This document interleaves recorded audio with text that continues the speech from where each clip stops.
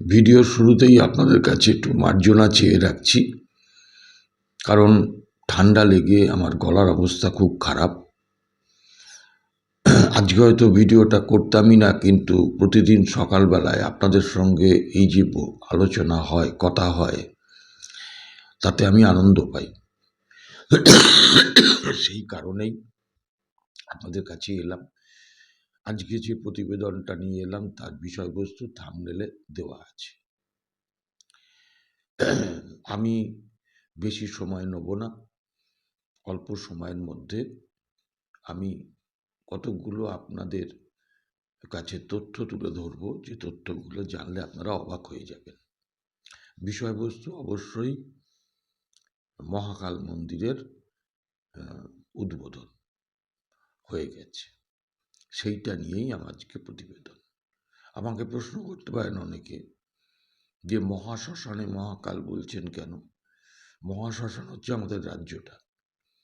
শিল্প নেই, চাকরি নেই, কোনো রকম কর্মসংস্থানেরই ব্যাপার নেই, শিক্ষা শেষ, স্বাস্থ্য শেষ, কিছু আর অবশিষ্ট নেই।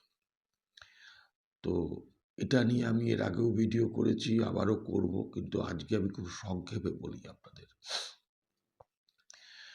যে এই শিল্প নেই, কর্মসংস্থান নেই বলেই লক্ষ লক্ষ ছেলেমেয়ে আমাদের রাজ্য ছেড়ে অন্য রাজ্যে চলে যাচ্ছে পরিযায়ী শ্রমিক হিসাবে। সেরকমই একজন আলাউদ্দিন, একটি যুবক ছেলে, মুর্শিদাবাদের বেলডাঙায় তার বাড়ি।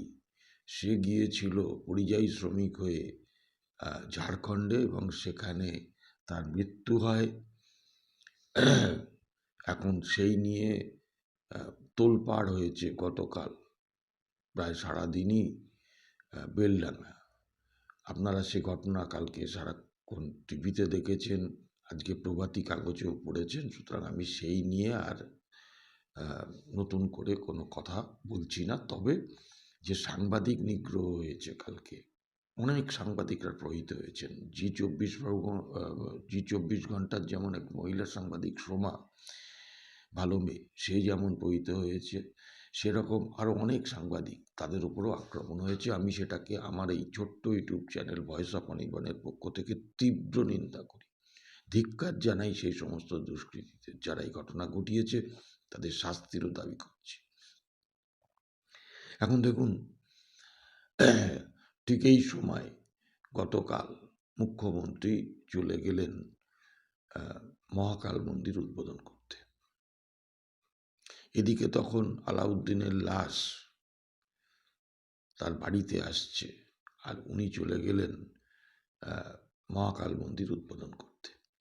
শিলিগুড়িতে যে মহাকাল মন্দিরটা করার উনি প্রস্তাব রেখেছেন, আচ্ছা, আমার গলা যদি ব্যাঙের মতন আওয়াজ হয় একটু মার্জনা করবেন, আবারও বলছি।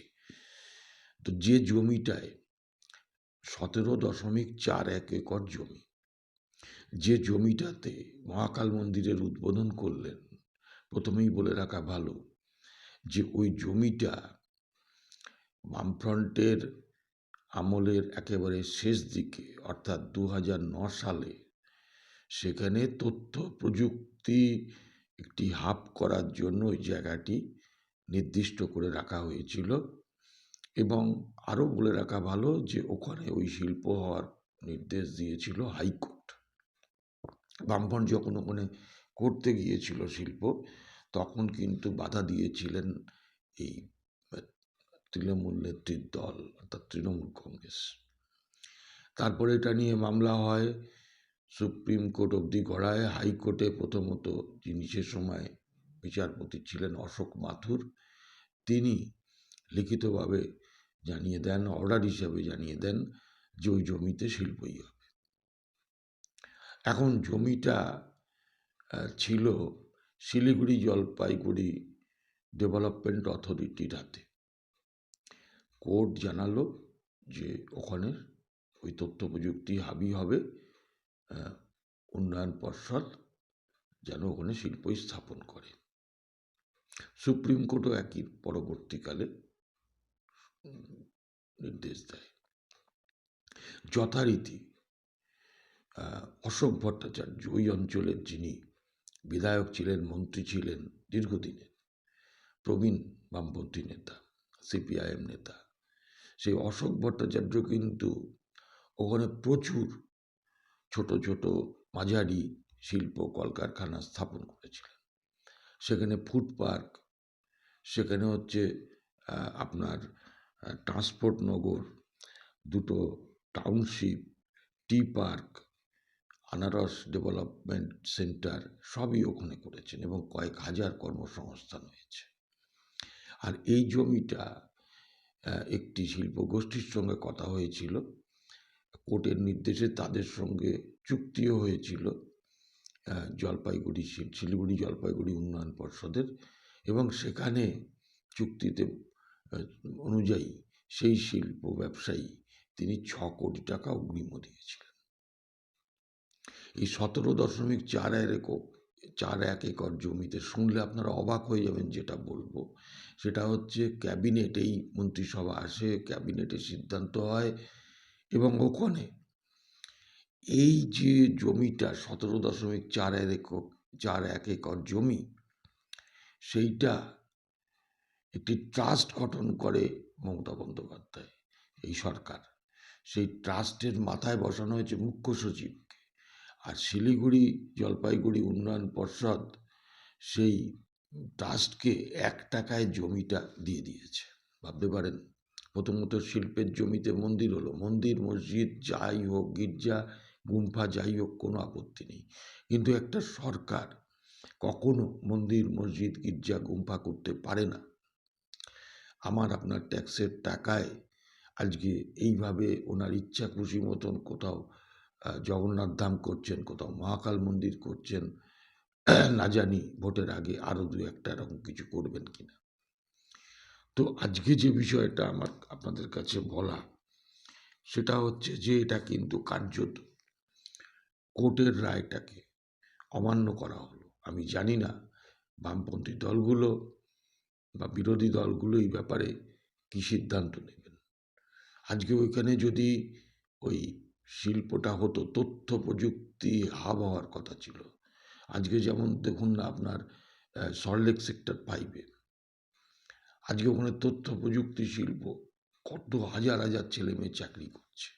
আজকে সেইগুলোকে বুড়ো আঙুল দেখিয়ে, একে তো কোনো শিল্পপতি রাজ্যে নিয়োগ করছে না টাটাদের তাড়ানোর পর থেকে, অথচ ফি বছর রাজ্যে নানান রকম ওই বাণিজ্য সম্মেলন হচ্ছে, মুখ্যমন্ত্রীও বাইরে যাচ্ছেন, কিন্তু কিচ্ছু হচ্ছে না।